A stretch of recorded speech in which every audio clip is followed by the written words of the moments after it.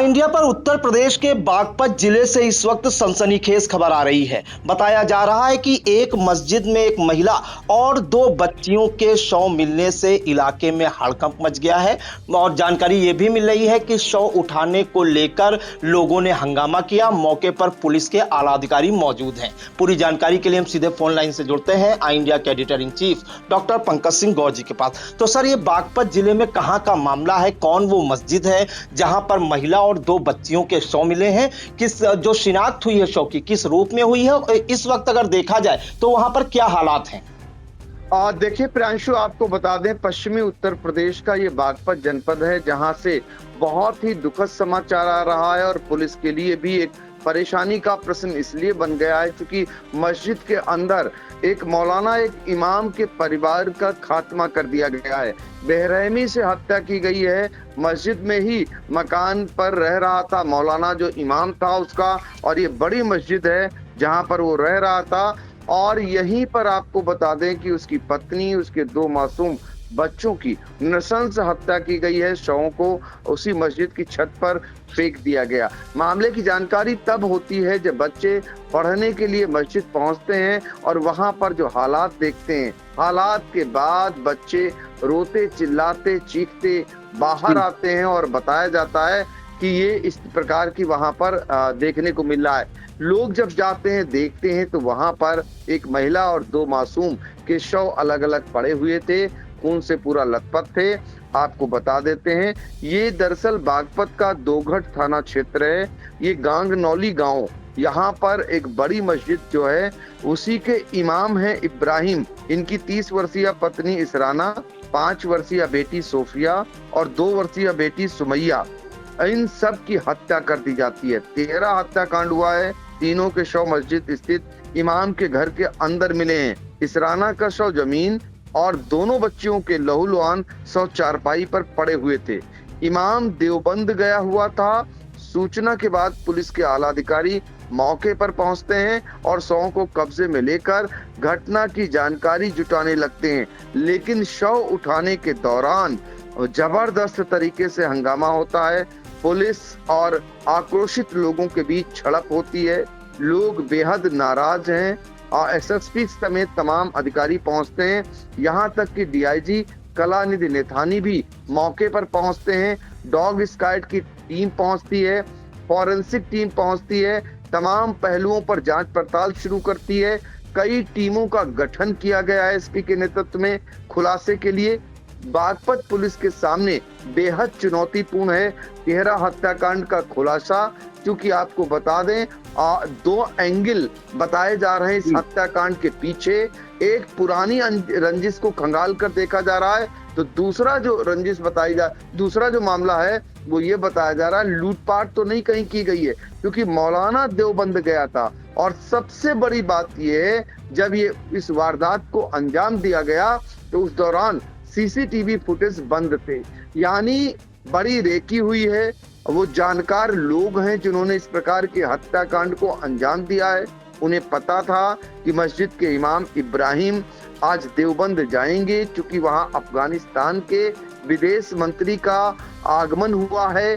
तो ऐसे में सीसीटीवी फुटेज बंद किया गया, यानी सीसीटीवी कैमरे को बंद किया गया ताकि कुछ रिकॉर्ड ना हो पाए। और ऐसे मौके का फायदा उठाते हुए उसकी पत्नी और उसके 2 मासूम बच्चों की नृशंस हत्या कर दी गई। 13 हत्याकांड से इलाके में सनसनी फैली हुई है। आपको बता देते हैं कि इसराना मस्जिद ये परिसर में बच्चों को पढ़ाने का काम करती थी, और जिसने जब वो पहुंची है तो देखा होगा। और आपको बता दें कि इमाम जो है इमाम जो इब्राहिम, ये मुजफ्फरनगर के सुन्ना गांव के रहने वाले हैं। और पुलिस हर बिंदु पर इसलिए जांच पड़ताल कर रही क्योंकि अभी क्लियर कट नहीं है कि किस दिशा में जाएं जिससे ये खुलासा हो सके, हत्यारे पुलिस के कब्जे में आ सके। लेकिन कुल मिलाकर के मौके पर पहुंचे पहले पुलिस के आला अधिकारी ने जो कुछ जानकारी दी उसे जरा सुन लें। कितनी टीमों का नेतृत्व किया गया है ये जानकारी हमें दे रहे हैं डीआईजी कलानिधि नेथानी, उसे जरा सुन लेते हैं। ग्राम गागनौली है, जनपद बागपत का। ये थाना दोगट है। यहाँ पर एक परिवार में 2 बच्चे और उनकी मां की हत्या की सूचना मिली थी पुलिस को। पुलिस मौके पर आई है और यहाँ पर तहकीकात शुरू की गई है। फील्ड यूनिट को बुलाया गया, डॉग स्क्वाड को बुलाया गया है। इसके साथ ही जो एसपी बागपत हैं, इनके नेतृत्व में टीमें गठित हो गई हैं और सभी टीमें अपना काम कर रही हैं।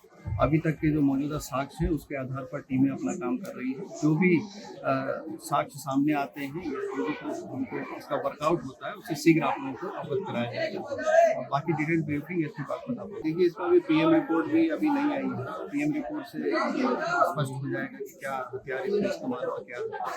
फिलहाल मामला जो लग रहा है क्योंकि इस घनी आबादी के बीच में कोई आया है क्या है, क्षेत्रीय लोगों का कहना है कि कोई नज़दीकी भी हो सकता है या जान पहचान का भी हो सकता है। फिलहाल सभी पहलुओं पर जैसे कि जनपदीय पुलिस ने अवगत कराया है, सभी पहलुओं पर पुलिस जांच कर रही है और जितने भी संसाधन है पुलिस के सब इसके वर्कआउट के लिए लगा दिए। तो आपने सुना कलानिधि नैथानी को, ये पहुंचे हुए हैं मौके पर। लोग आक्रोशित हैं, लोग शवों को नहीं उठने दे रहे हैं, लोगों से झड़प हो रही है, पुलिस से विवाद कर रहे हैं यहाँ पर, क्योंकि नाराज हैं वो लोग, आक्रोशित हैं कि दिन दहाड़े 3-3 मर्डर हो जाएं, वो भी मस्जिद के अंदर हो जाएं, तो निश्चित तौर पर कानून व्यवस्था पर तो सवाल है ही।